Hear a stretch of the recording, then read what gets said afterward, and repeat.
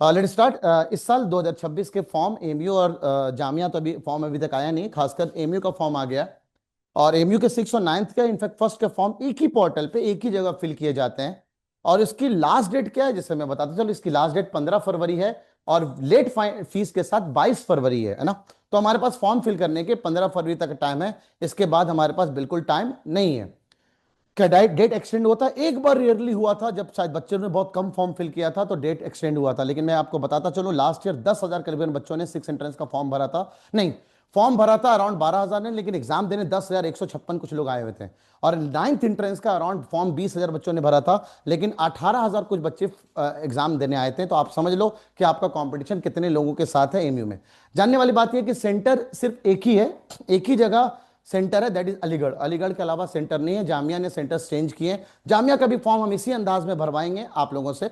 फिलहाल कुछ चीजें हैं जो क्रिस्टल क्लियर होना चाहिए आपको फॉर्म को लेकर के। जैसे फॉर्म हम 6 एंट्रेंस का भर रहे हैं या 9th एंट्रेंस का भर रहे हैं। लास्ट ईयर ऐसी गलती देखने को मिली कि बच्चा 6 एंट्रेंस का फॉर्म भरने गया कैफे में, और उस बंदे ने 11th एंट्रेंस का फॉर्म भर दिया उसका। क्योंकि पॉसिबिलिटी हो सकता है कभी आपके चाचा, मामा, मामू, फूफा, फूफी फॉर्म फिल कर रहे होते हैं, आपसे डिटेल नहीं पूछ पाते हैं, और क्या फॉर्म फिल किया जाता है उसके चक्कर में आपका लाइफ बर्बाद हो जाता है, पूरे साल की तैयारी बर्बाद हो जाती है। इसलिए इसलिए कोशिश करेंगे कि आप इन बातों को बहुत अच्छे से सुनेंगे जो हम फॉर्म को फिल करने के लिए आपको गाइड कर रहे हैं। फॉर्म को फिल करने के लिए हम गाइड कर रहे हैं। तो पहली चीज कि आप एमयू का इस साल का 2026 का फॉर्म फिल करने के लिए, 2026 का फॉर्म फिल करने के लिए 2026 का फॉर्म फिल करने के लिए 15 फरवरी, 15 फरवरी लास्ट डेट है। फॉर्म की फीस 800 रुपए है। लेकिन आप सोचेंगे सर फॉर्म फिल करने जा रहे हो उस वक्त 817, 820 रुपए कट रहा है। ये यूपीआई है, ऑनलाइन ट्रांजेक्शन चार्ज है, जो कि एमयू चार्ज करती है आप लोगों से।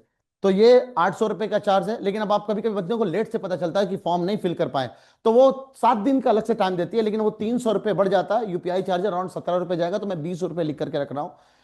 उसके बाद फॉर्म फिल जब आपने कर दिया, कैसे करेंगे ये भी मैं गाइड करूंगा आपको। फॉर्म कैसे फिल, एक पूरे सेपरेट वीडियो बना दूंगा कि आपको फॉर्म कैसे फिल करना है। लेकिन फिलहाल फॉर्म फिल करने से पहले, वलीमा में जाने से पहले सज धज के जाएंगे ना, शादी ब्याह में भी सज धज के जाते हैं, इस तरह सज धज के लिए आपकी तैयारी है। आपको अपने आप को सज धज के तैयार रखना है फॉर्म फिल करने से पहले। लास्ट मोमेंट आप चीजें पूछेंगे, अरे यार ये डॉक्यूमेंट तो मेरे पास सही नहीं है, ये डॉक्यूमेंट तो मेरा तैयारी नहीं है। और जब हम फॉर्म सबमिट करने जाएंगे, आप एक साथ फॉर्म सबमिट होगा ही नहीं जब तक आप डॉक्यूमेंट सारे अच्छे से क्लियर नहीं करेंगे। बोलेंगे सर बाद में डॉक्यूमेंट्स लगा देंगे।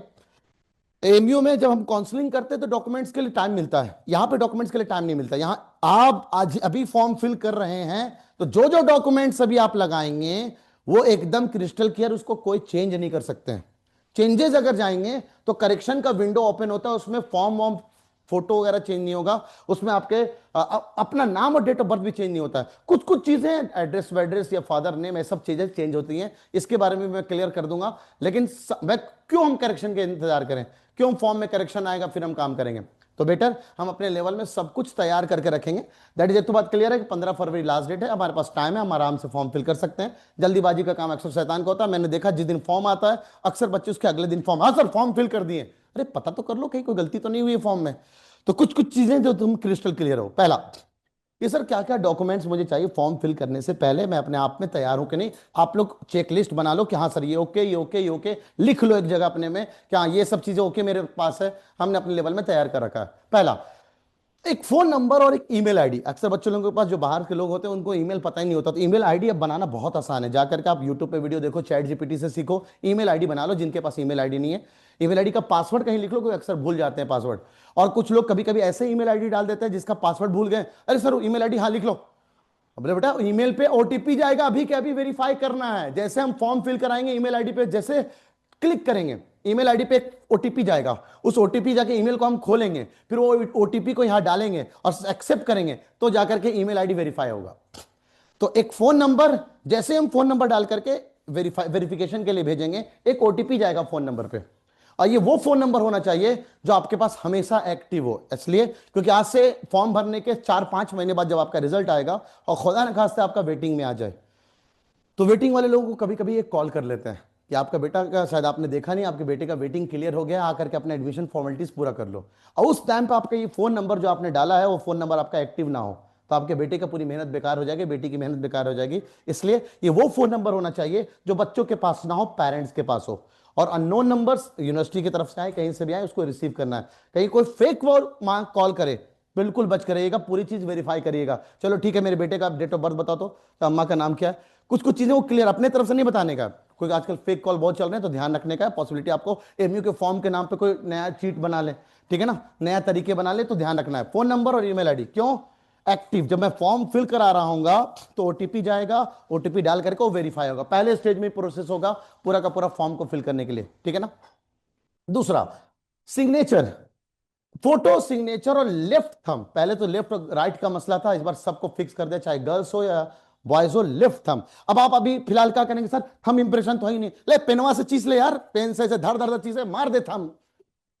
तो इसमें क्या होता है नुकसान आपका, एक भी थंब में अगर चीजें मिस नहीं हुई, रीड नहीं हुआ, जब आप फाइनल जाएंगे काउंसलिंग के लिए, जब आपका फिजिकल वेरिफिकेशन होगा, आपको थंब को वेरीफाई कराया जाएगा, उस वक्त अगर मैच नहीं करेगा। अभी एक कलीग की बात, एक मुदस्सिर सर बता रहे थे कि एक बच्चे का एडमिशन 2 महीने उसने सिटी स्कूल में क्लास कर भी लिया, उसके डॉक्यूमेंट्स फिलहाल फाइनल जाकर के मैच नहीं किया, उसका एडमिशन कैंसिल हो गया, तो बाद में जाकर के पछतावा हो, इससे पहले कि कहते हैं precaution is better than cure, precaution लो कि आप अपने लेवल में phone number, email ID, photo, signature और लेफ्ट थंब सबको तैयार रखना है। अब 1 हफ्ते का वक्त है हमारे पास, हम अपने पूरे डॉक्यूमेंट्स को तैयार करके रखेंगे, थंब का एक स्क्वायर साइज बताऊंगा अभी कितना साइज होना, क्या होना मैं क्लियर करूंगा। अब ये तो एकदम कंपलसरी है, कोई भी बंदा फॉर्म फिल कर रहा हो, चाहे वो जनरल कैटेगरी में फॉर्म फिल कर रहा हो या एनआरआई कैटेगरी या फॉरेन नेशनल कैटेगरी में फॉर्म फिल कर रहा हो। सर ये एनआरआई या फॉरेन क्या है, क्योंकि बहुत सारे बच्चे हमारे पास सऊदी, रियाद और कुवैत और कतर से जुड़े हुए हैं, तो उन बच्चों के लिए खासकर बताता चलो, आप जनरल में भी फॉर्म फिल करो, यहां पे फीस सिर्फ 800 है, लेकिन जब आप एनआरआई का फॉर्म फिल करोगे यहां पे फीस 8,000 रुपए है,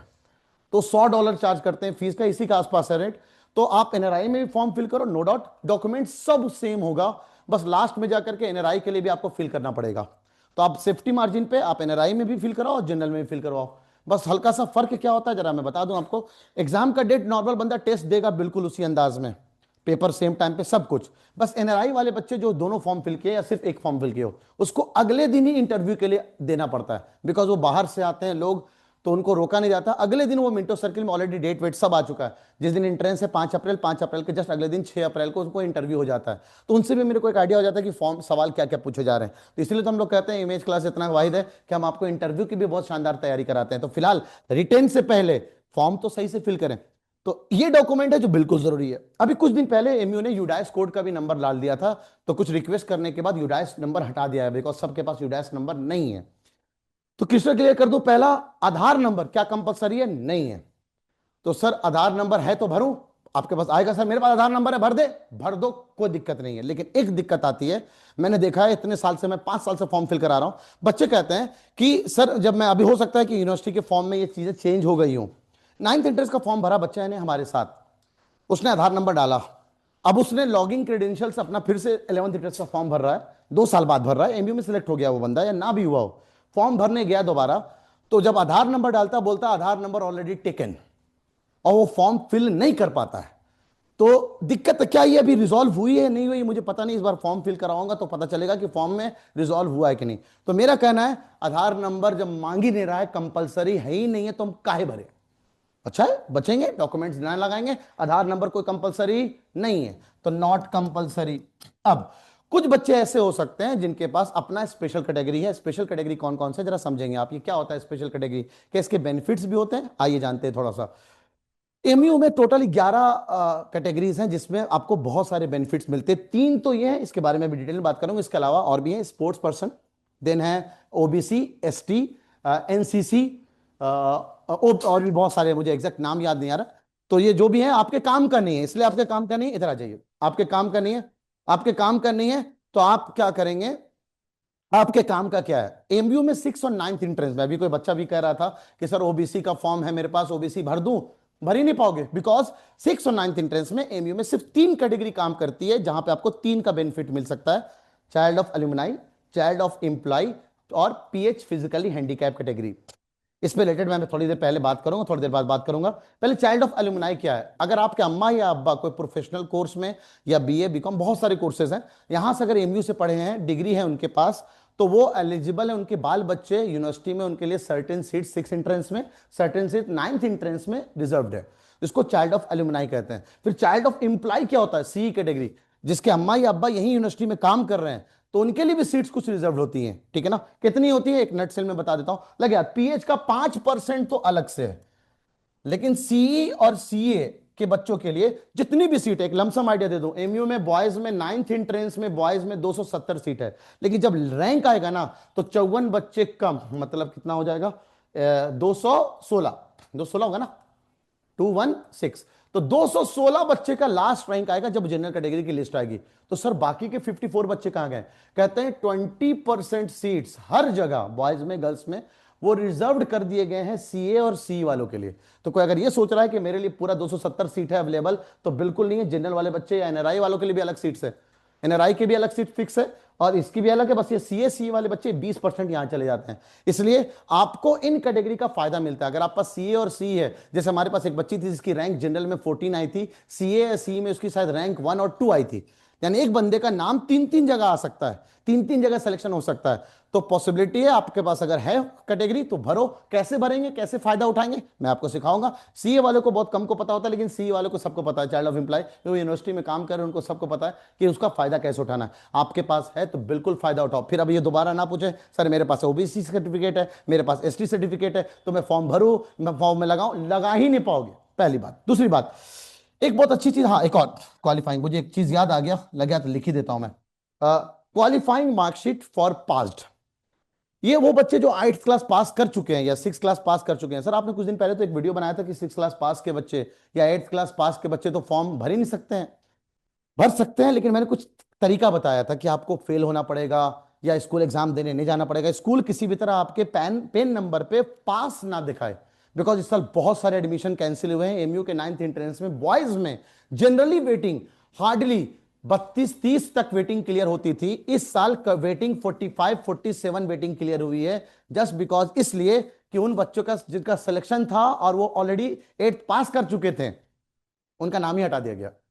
तो बाद में आप पछताओगे। मुझे लगता है इस पे बहुत सारे बच्चे इंक्वायरी करेंगे कि सर मुझे ना पास्ड है, अब मैं क्या करूं नहीं करूं। हमने इमेज क्लासेस वालों ने बिल्कुल पहले से आपको गाइड किया है कि हम पास वालों को कुछ क्राइटेरिया के हिसाब से उनको एडमिशन कराते हैं। अब आइए डेट ऑफ बर्थ। अभी मुदस्सिर सर ने कुछ वीडियोस डाले हैं एज एलिजिबिलिटी क्राइटेरिया से रिलेटेड, आप चाहें तो उसको जाकर के देख सकते हैं। अभी मैं फॉर्म में भी दिखा दूंगा आप लोग को। आपकी एज अगर इस लिमिट में है, यानी 6 एंट्रेंस के लिए वो एज कितना है भाई, 6 एंट्रेंस के लिए 10 से 12 साल, और 9th एंट्रेंस के लिए 13 से 15 साल।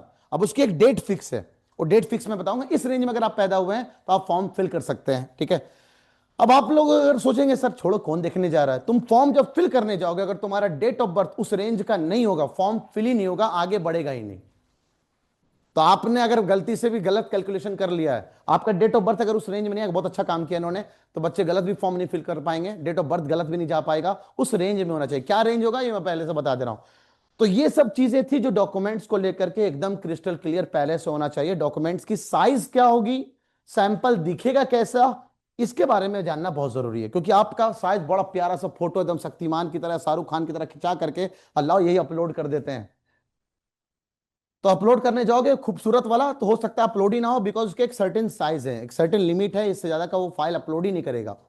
और कैसे क्रिएटिव होनी चाहिए, मस्त एकदम शाहरुख खान की तरह बैठे हुए, आमिर खान की तरह हम फोटो खिंचा लिए, पीछे एकदम कलरफुल है, नहीं चलेगा। कुछ नॉर्म्स है जिसको मैं पहले से क्लियर कर दे रहा हूं। अच्छा लगे हाथ, वो सर स्पेशल कैटेगरी वाले बच्चे हैं, उनको एक फॉर्म अलग से फिल करनी पड़ेगी।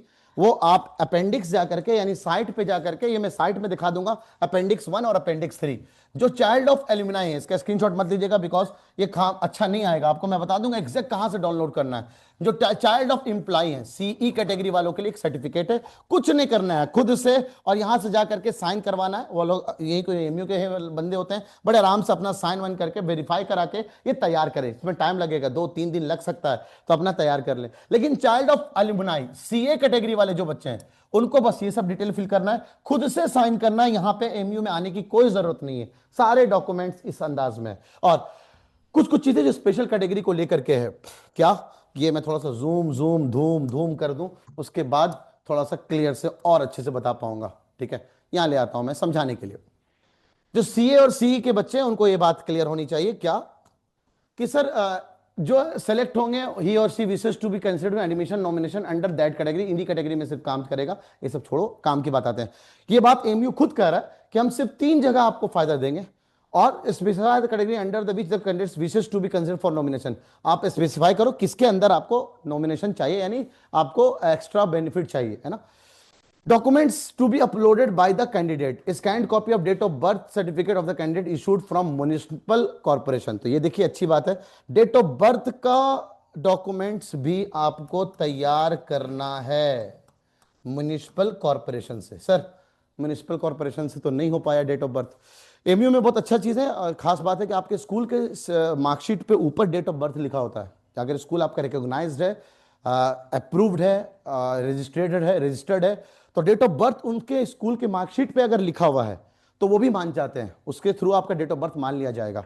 लेकिन आप अपने लेवल में date of birth municipal corporation से बना करके तैयार रखें। पॉसिबिलिटी है कि डेट ऑफ बर्थ आपको अभी तो नहीं, अगर मान लीजिए नहीं जरूरत हुआ, वैसे फॉर्म में अपलोड करने की जरूरत पड़ेगी, तो उस वक्त तो जब आप फिजिकल वेरिफिकेशन में आएंगे तो आपको जरूरत पड़ेगी। लेकिन सर फिजिकल वेरिफिकेशन वगैरह क्या क्या लगे, एक बार मैं नटसेल में क्लियर कर दूं एमयू में एडमिशन के प्रोसेस क्या क्या है। एमयू में एडमिशन के सिंपल प्रोसेस है कि आप पहले फॉर्म फिल करेंगे, फॉर्म फिल किया, इस फॉर्म से रिलेटेड आपका एडमिट कार्ड आएगा। अगर आपका एडमिट कार्ड नहीं आया है तो ऑब्वियस बात आपके फॉर्म एक्सेप्ट नहीं हुआ है, सिंपल। एडमिट कार्ड नहीं आ रहा तो एडमिट कार्ड आ गया तो आप रिटन टेस्ट देंगे। 6 और 9th एंट्रेंस में आपको सबको पता है कि आप रिटन टेस्ट देंगे जो 85 मार्क्स का होगा। एक बार कमाल हो गया, 7 दिन के अंदर इन्होंने रिजल्ट दे दिया था रिटन टेस्ट का, फिर इंटरव्यू के लिए बुला दिया था। सबको पता है एक इंटरेक्शन नाम रखा है इन्होंने, लेकिन कभी कभी वो इंटरव्यू ले लेते हैं, ये 15 नंबर का होता है और ये 85 नंबर का। दोनों के मार्क्स जुड़ करके अराउंड 1 महीना लगाते हैं इसमें, दोनों के मार्क्स जुड़ करके फिर रिजल्ट घोषित किया जाता है कि इतने बच्चों का सिलेक्शन हो गया है। तो रिजल्ट आने के बाद क्या मैं सिलेक्टेड मानूं? हाँ बिल्कुल सिलेक्टेड मानो, अनलेस आप अपना काउंसलिंग नहीं करेंगे। तो अगर आपने अपनी काउंसलिंग नहीं की यानी एडमिशन प्रोसेस फुलफिल नहीं किया है तो आप सोचेंगे मेरा नाम आ गया, मेरा एमयू में एडमिशन हो गया। नहीं, काउंसलिंग प्रोसेस करना होता है। जो चीज़ मैं सिखा रहा हूं ऐसे ही सेम स्टेप 15 मिनट का होता है सिर्फ। इसमें भी मैं आप लोगों को गाइड करूंगा कि काउंसलिंग कैसे करना है, घर बैठे बैठे कर सकते हैं। एमयू में घर बैठे बैठे, जामिया वाले बेचारे बुलाते हैं, जामिया वाले ऑफलाइन काउंसलिंग कराते हैं, बहुत जल्दी हो भी सकता है वो भी ऑनलाइन में आ जाए। काउंसलिंग करेंगे, काउंसलिंग करने के बाद स्कूल का एग्जाम का डेट आएगा, एग्जाम सॉरी क्लास चालू करने का डेट आएगा। आप आएंगे, आकर के यहाँ डेट होगा। जब डेट में यहां आएंगे ना तो आपका फिजिकल वेरिफिकेशन किया जाएगा। फिजिकल वेरिफिकेशन मतलब जो जो आपने डॉक्यूमेंट्स लगाए थे कब, फॉर्म फिल करने वक्त और काउंसलिंग के वक्त, दोनों मैच करना चाहिए। दूसरा, यहां पे फिजिकल वेरिफिकेशन में भी वही डॉक्यूमेंट होना चाहिए। तो आज जो आप डॉक्यूमेंट्स बना रहे हैं, फॉर्म फिल कर रहे हैं, ध्यान रखना आपके एडमिशन के 4 महीने बाद, आज से 4 महीने बाद उसकी फिर से जरूरत पड़ेगी। तो इसकी एक पूरी सेपरेट कॉपी, एक फाइल बना करके रखना, कहीं फोल्डर वोल्डर सेव करके रखना, बिकॉज सब ठीक अब तो हम लोग ऑनलाइन में कर रहे हैं, हार्ड कॉपी की कोई जरूरत नहीं पड़ने वाली है। आपके मोबाइल में एक डेटा होना चाहिए कि बेटे के नाम का मैंने एमयू का फॉर्म के सारे डॉक्यूमेंट्स मैंने वहां पे अपलोड कर रखे हैं, तो ये ध्यान रखने वाला है। अच्छा, इसमें जितने भी डॉक्यूमेंट्स हम लोग लगाएंगे, क्या मार्कशीट, अगर वो मार्कशीट यानी एग्जाम को क्वालिफाई कर चुका है, तो अगर एग्जाम क्वालिफाई कर चुका है तो उसको मार्कशीट अपलोड करना, जो कि मैंने यहां पे बताया भी था आपको कि ये सबके लिए नहीं है क्वालिफाइंग मार्कशीट, ये उनके लिए जो पास कर चुका है ना, यानी ड्रॉपर बच्चे जो थे उनके लिए। Scanned copy of support of claim under special special category, मैंने क्या बोला, स्पेशल कैटेगरी यानी इन तीनों में से अगर किसी के अंदर आप अप्लाई कर रहे हैं, अरे यार उसको जरा हटा दीजिए, आप इधर बैठ जाइए जरा, बच्चा लोग उठा करके उसको बाहर निकाल दीजिए, या नबील भाई को बुला लीजिए एक बार। तो आप ना अपने डॉक्यूमेंट्स को स्कैन्ड कॉपी, ये 3 चीजें, 1 2 3, ये तैयार रखना है। ये डॉक्यूमेंट्स, हाँ थैंक यू, ये डॉक्यूमेंट्स का साइज चाहो तो लिख लो, ये डॉक्यूमेंट का साइज 200 KB से 2 MB से ज्यादा नहीं होना चाहिए, बिकॉज ये पूरा पेज होगा। ये पेज आप फॉर्म फिल करेंगे, हार्ड कॉपी में फॉर्म फिल करेंगे, उसके बाद उसका फोटो खींचेंगे। अब अगर अच्छे मोबाइल से खींच लिया तो हो सकता है 10-10 MB का, आईफोन से खींच लिया 10-10 MB का फाइल जाता है। अब वो फाइल को कैसे रिड्यूस करूं, बहुत सारे ऐप्स आते हैं, मत जाना ऐप में, मैं बहुत अच्छा चालाकी सिखाता हूं कि फॉर्म का साइज फिल करने के लिए, फॉर्म का साइज फिल करने के लिए, प्लीज प्लीज, फॉर्म का साइज फिल करने के लिए, साइज कम करने के लिए एक बहुत अच्छी चालाकी, फोटो जब हम खींचते हैं तो फोटो खींचने के बाद अब उसको ऐप में ले जाते हैं। पहले तो फोटो खींचने के बाद क्रॉप कर लिया एकदम परफेक्ट, एक कैम स्कैनर ऐप आता है, बहुत शानदार डॉक्यूमेंट बना देता है, नहीं है कोई दिक्कत नहीं है। फोटो खींचा साफ साफ अच्छी तरह से, क्वालिटी एक एक लाइन पढ़ा जा रहा है, ठीक है ना। उसके बाद ये सर साइज तो बहुत बड़ा हो गया, आप साइज जाके प्रॉपर्टीज में 3 डॉट में जाकर के देख सकते हैं फाइल की साइज क्या है। अब ये फाइल की साइज जब बड़ी होगी ना, उसका स्क्रीनशॉट ले लो। स्क्रीनशॉट अपने आप फाइल के साइज को रिड्यूस कर देता है, पहला तरीका जो हम लोग करते हैं चालाकी में। दूसरा तरीका कि आप उस फोटो को जो 10 MB वाला है उसको किसी दोस्त को व्हाट्सअप कर दो और व्हाट्सअप से फिर दोबारा मंगा लो, व्हाट्सअप भी फाइल का साइज को रिड्यूस कर देता है। तो ये सब थोड़ा देसी चालाकी है जो मैंने आपको बता दिया, जो आपको फॉर्म फिल करने में अपने साइज को रिड्यूस कैसे करना है। ये किसके हैं साइज, फिर से बता दे रहा हूं, ये फोटो और थंब और सिग्नेचर के नहीं है। फोटो थंब सिग्नेचर के लिए ये साइज नहीं है, ये सिर्फ ये 3 डॉक्यूमेंट को फिल करने के लिए ये साइज है। तो आप अगर इससे ज्यादा के साइज के फिल करेंगे बिल्कुल दिक्कत आने वाली है आप लोगों को, ठीक है ना। अब आइए आगे नेक्स्ट। तो सर आपने ये सब बातें तो बता दी, अब आइए आगे। मैंने एनआरआई के बारे में बता दिया, एनआरआई में क्या है। एनआरआई के बारे में मैं कहता हूं अपने इमेज क्लास से तैयारी करने के बाद भी एनआरआई में एडमिशन ले क्या फायदा। एनआरआई की फीस शायद आपको ना पता हो 1.5 से 2 लाख रुपए है, और वही हमारी फीस 7 से 8 हजार रुपए है। तो फर्क कितना है। एनआरआई से बचें, बच्चों को भी तैयारी करवाएं, अच्छे से बोलें कि खुद से तैयारी करें। फॉर्म फिल करते वक्त जब हम जाएंगे तो इस तरह का एक पोर्टल खुलेगा। इस पोर्टल में भी बहुत साफ शब्दों में चीजें लिखी हुई है रिमाइंडर के फॉर्म में। फॉर्म फिल करने के बाद इसके नीचे ना साइन इन का प्रोसेस है, इसके नीचे बहुत साफ शब्दों में क्या क्या लिखा हुआ है। पहली बात, ईमेल आईडी पासवर्ड जो भी हम डलाएंगे वो ईमेल आईडी वही होना चाहिए जो आप कर रहे होंगे। एक सिंगल रजिस्ट्रेशन से बहुत सारे फॉर्म फिल कर सकते हैं। मतलब ये कि कोई बच्चा 11th एंट्रेंस का है, वो साइंस का फॉर्म, आर्ट्स का फॉर्म, ह्यूमैनिटीज का फॉर्म, डिप्लोमा का फॉर्म एक ही बार में फिल करता है। आपके काम का तो नहीं है फिलहाल, बिकॉज आप एमयू का या तो 6 का फॉर्म फिल करेंगे या तो 9 का फॉर्म फिल करेंगे, तो ये आपके लिए लाइन नहीं है। बहरहाल, please note every candidate will register separately and will get her his name, user name, password, her dashboard for filling. हर बंदे को अलग अलग, मतलब ये नहीं कि मेरे घर में एक बेटा 6 एंट्रेंस वाला है, एक 9th एंट्रेंस वाला है, दोनों का फॉर्म एक ही लॉगिन आईडी से भर दूं, नहीं। फेसबुक जैसे हम लोग साइन अप करते हैं ना, उसी तरह से फॉर्म फिल करने की भी 2 प्रोसेस है। अभी मैं इसको थोड़े से प्रोसेस को बता दूंगा, ये मत करना आप लोग, ना नहीं बताऊंगा, वरना आप लोग पहले से सब करके तैयार हो जाओगे, तैयार हो जाएगा, नुकसान हो जाएगा। तो मैं आप लोगों को उसी दिन सारा कुछ करवाऊंगा, पहले से तैयार रखेंगे। इन केस अगर आपने फॉरगेट भूल भी गए हैं पासवर्ड जो आप लॉगिन के वक्त में, आप दोबारा उसको रिट्राइव कर सकते हैं, उसके ऑप्शन दे रखे हैं, रजिस्टर्ड ईमेल पे चला जाएगा। प्रोफाइल को बहुत कलरफुली फिल करना है और उसको एडिट और अपडेट उसके बाद में हम कर सकते हैं, प्रोफाइल में है। जब तक हम सबमिट का बटन नहीं दबाएंगे तब तक हम जितने बार एडिट करना चाहें कर सकते हैं, ठीक है ना।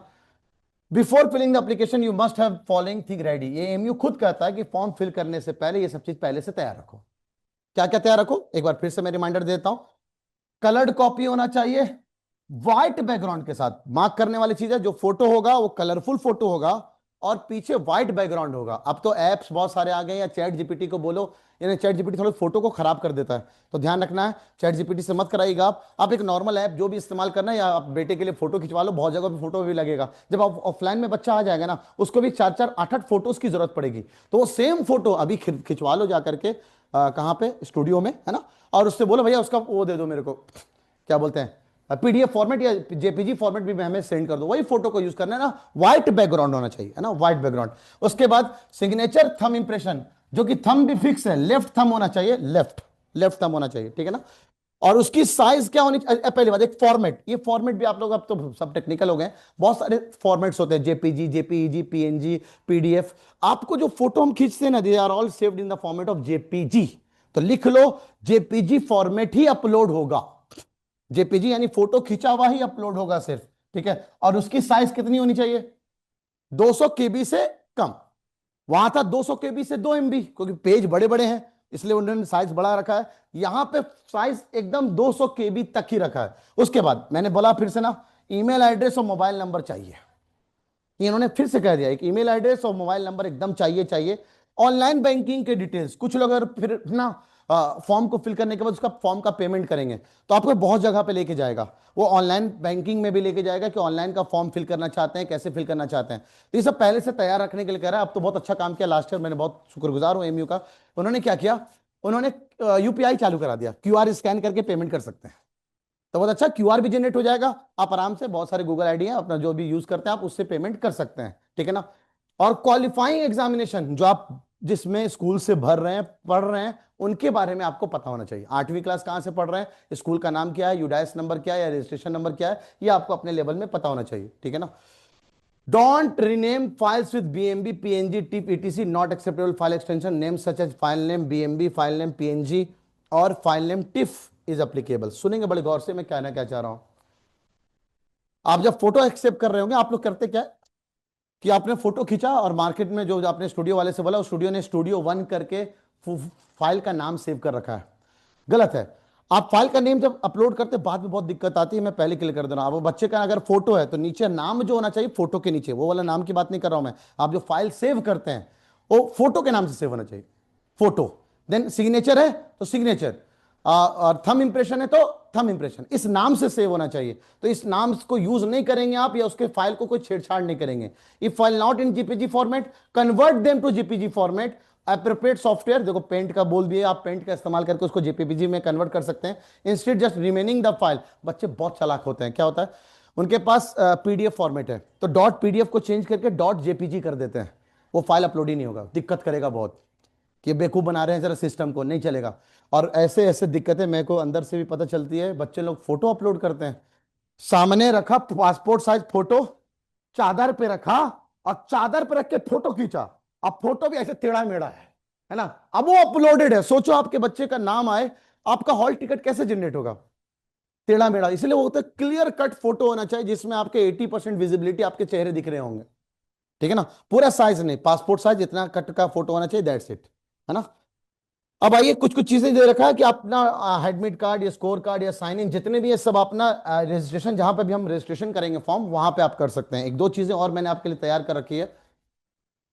ये फॉर्म को फिल करने में user name, ID, email ID, alternate, देखो आधार नंबर आपके पास स्पेसिफाई करने के लिए बोला, mother name, father name, date of birth, gender, mobile, alternate number. चलो अच्छी बात है, दो नंबर तैयार रखेंगे, सिर्फ एक नहीं, मोबाइल नंबर और अल्टरनेट नंबर, दो दो नंबर तैयार रखेंगे।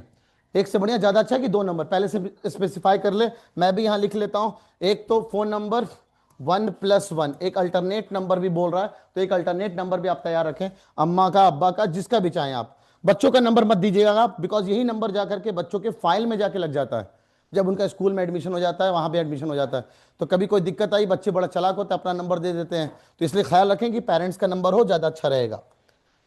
उसके बाद परमानेंट एड्रेस एकदम क्लियर होना चाहिए, नेशनलिटी होना चाहिए, रिलीजन क्लियर होना चाहिए। हॉस्टल एकोमोडेशन, हाँ इसके बारे में मैं पहले ही बता देता हूँ।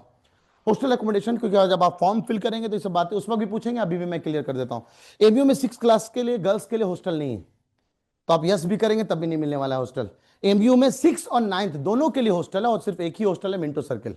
40 सीट है 6 में और 80 सीट है, 90 सीट है 9th में, लेकिन 90 नहीं मिलता। मैं क्लियर बता देता हूं पहले ही, थोड़ा सा एक्सपीरियंस शेयर कर दूं। 90 सीट में से यहां भी 20% अगर हटा दूं तो कितना होता है 90 का 20% बच्चों? 18। 18, 90 में से 18 गया तो 72। 72 लास्ट बच्चा जिसकी रैंक 72 है 9th एंट्रेंस में बॉयज में, वो पक्का उसका एमयू में मिंटो सर्किल मिल जाएगा। लेकिन अभी आजकल मिंटो सर्किल के हॉस्टल में बहुत मारा मारी है, रिनोवेशन चल रहा है, तो बच्चों को हॉस्टल मिल ही नहीं रहा है। इस बार सिर्फ टॉप 10 रैंक को हॉस्टल मिला है, अब अगले साल उनको मिलेगा जब वो 10th में आएंगे।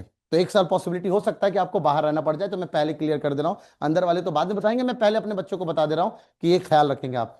तो सर 72 रैंक ना आया तो कुछ बच्चे तो छोड़ भी देते होंगे, बाहर के बच्चे भी लेते होंगे। यस, इस बार 84 85 रैंक तक ही सिर्फ मिंटो सर्किल मिला है, क्योंकि कुछ बच्चे सिटी स्कूल ले लेते हैं या कुछ बच्चे एबीके स्कूल ले लेते हैं, तो इसका ध्यान रखेंगे। Same goes for girls, girls में भी सेम कहानी है। आपको अच्छी रैंक लानी पड़ेगी जब आपको हॉस्टल चाहिए, तो आपके यस करने से हॉस्टल मिलेगा जरूरी नहीं है, ध्यान रखेंगे। एक और भी रूल है हॉस्टल का कि आप 30 किलोमीटर के दायरे में नहीं रहने वाले हो, आप हाथरस या आसपास के लोकल एड्रेस में ना हो। चालाकी आप समझ रहे हैं कि आपको अगर हॉस्टल चाहिए तो एड्रेस कौन सा डालना है, दादा नाना नानी नानी जो भी डालना है डालेंगे, लेकिन 30 किलोमीटर अगर आपको हॉस्टल चाहिए। मैं तो कहता हूं अगर आप हॉस्टल नजदीक, बिकॉज अगर वो 30 किलोमीटर में रहता है तो रोजाना अप डाउन तो नहीं कर पाएगा, तो वो लोग हॉस्टल ले लेते हैं। अगर हॉस्टल ले रहे हैं आप लोग तो क्या चालाकी करनी है ये मैं आपको पहले गाइड कर दिया हूं, ठीक है।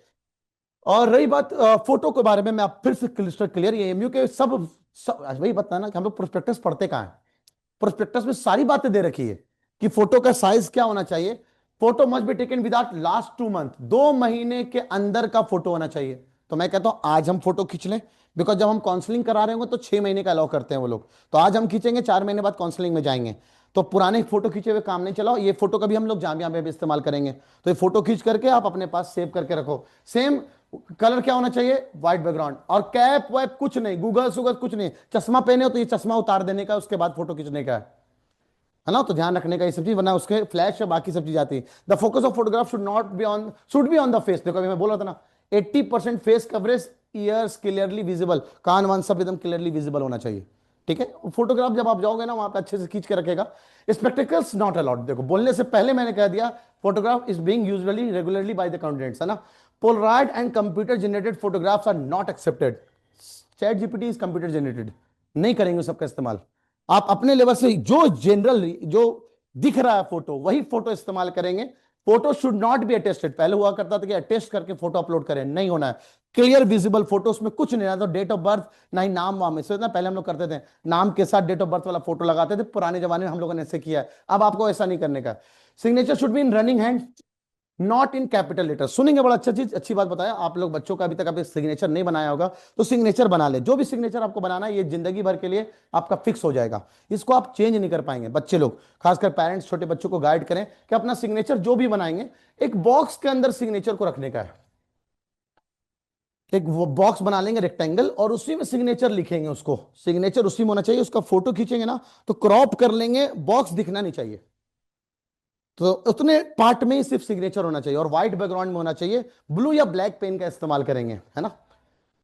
कहां लिखा हुआ है, ठीक है, with low black ink pen on white paper. लो ब्लू भी नहीं कह रहा है, कौन सा कह रहा है, ब्लैक पेन पे। ब्लैक पेन का इस्तेमाल होना चाहिए। अच्छा, थंब इंप्रेशन लेफ्ट होना चाहिए और यहां पे ब्लू और ब्लैक दोनों इस्तेमाल करने के लिए बोला है, और वो भी व्हाइट पेपर पे। आप क्या करते हैं, नॉर्मल रनिंग वाला जो पेपर होता है ना, जो हम लोग लिखते हैं इस पे, उसी पे साइन करके अपलोड कर देते हैं, गलत करते हैं। तो आप एक व्हाइट पेपर लें, व्हाइट ब्लैंक पेपर लें, उस पे साइन करें एक गिवन रेक्टेंगल में और उसको क्रॉप कर लें। साइज कितनी होनी चाहिए फाइल की, इस फाइल की साइज कितनी होनी चाहिए, फोटो साइन और इसकी 200 केबी से ज्यादा नहीं, मैक्स 200 केबी। कैसे रिड्यूस करना है फाइल साइज, अगर ज्यादा चला गया तो व्हाट्सअप कर लेंगे, स्क्रीनशॉट ले लेंगे, दो बारह व्हाट्सअप तू भेज, फिर मैं भेज, फिर मैं तू भेज, ऐसे कर करके अपने आप रिड्यूस होते जाएगा। अब इतना रिड्यूस ना कर दो कि पढ़ाई ना जाए, क्या लिखा है? तो पता होना चाहिए आप लोगों को, है ना। The images should only be in the JPG. देखो यहाँ पे जेपीजी बोल रहे हैं लेकिन जेपीजी जेपीजी दोनों चल जाता है। आपको ये सब फाइल इसके बारे में मैंने ऑलरेडी बता दिया, ये सारी बातें मैंने already clear. The size of each image must be between, देखो ये 20 से 200 केबी। अच्छा, इतना भी कम नहीं कर दो कि 20 केबी से कम हो जाए, तो ध्यान रखना 20 केबी से 200 केबी तक होना चाहिए।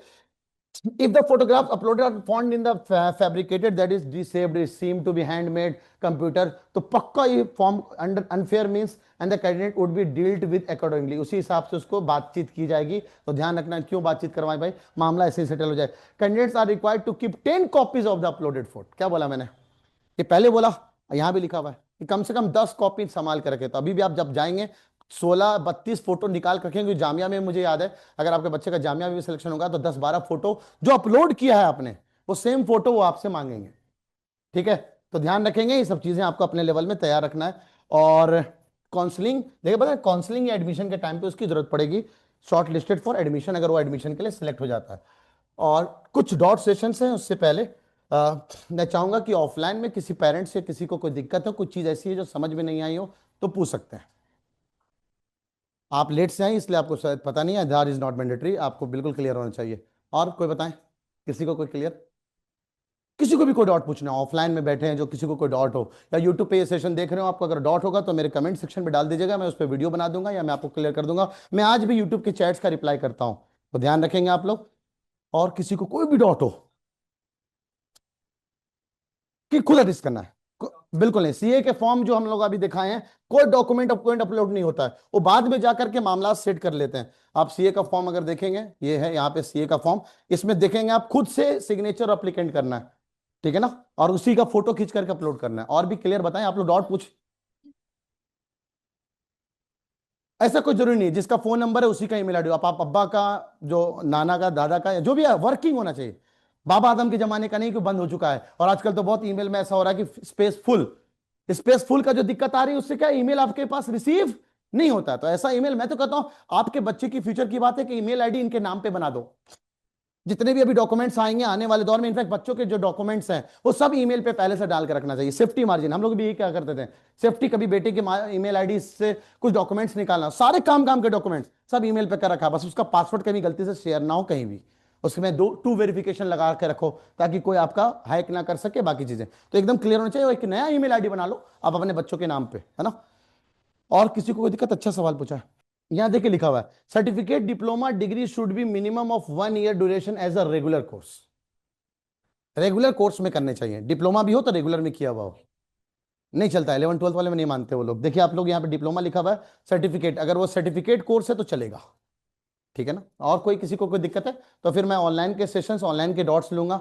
यहां तक किसी को, एवरीवन ओके, सब डॉक्यूमेंट्स तैयार करके रखे हुए हैं। कब हम लोग फॉर्म फिल करेंगे, अब अगले संडे। तब तक आप अपने पूरे डॉक्यूमेंट्स तैयार रखें। एक और चीज मैं क्लियर कर रहा हूं, ठीक है ना। एक और चीज मैं क्लियर करना चाह रहा हूँ कि कोई अगर बंदा चाहता है कि नहीं सर मैं खुद से फॉर्म फिल करूंगा, आप हमारे सेंटर पे आकर के फॉर्म फिल कर सकते हैं। ओनली 50 रुपीज चार्जेस है उसके लिए। हमारे खुद टेक्निकल बंदे हैं जो आपको फॉर्म फिल कर देंगे, लेकिन ऑब्वियस सी बात है पेमेंट तो आपको करना पड़ेगा फॉर्म का, ठीक है ना। लेकिन जिसको जल्दी है वो करे। बाकी तो आपको पता है, मैंने स्टार्टिंग में बताया था हम लोग क्या करना चाहते हैं, सब पता है ना, क्यों करेंगे, साथ में फॉर्म फिल करेंगे ना। तो आप लोग बाकी जो जाना चाहे जा सकता है, ठीक है ना। हम लोग अगले संडे सेम इसी प्लेस पे मुलाकात करेंगे। डॉक आपको फोटो लेना है इसका तो ले लें, आप जो भी डॉक्यूमेंट्स की चीजें हैं आप इसकी फोटो लेना चाहें तो ले सकते हैं। डॉक्यूमेंट से रिलेटेड मैंने सारी चीजें यहाँ पे लिख दी है।